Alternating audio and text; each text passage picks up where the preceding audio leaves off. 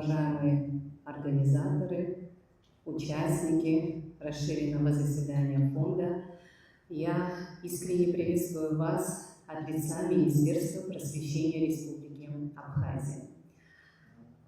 В своем выступлении я хотела бы отметить вклад госкорпорации «Росатом» в развитие образовательной системы Республики Абхазия. Масштабная отраслевая образовательная инициатива «Школа Росатома», направленная на повышение качества образования, направленная на популяризацию естественно-научных дисциплин, активно работает в городах России. Мы с гордостью отмечаем, что за последние годы такая образовательная инициатива появилась в нашей стране, которая уже приносит ощутимые результаты.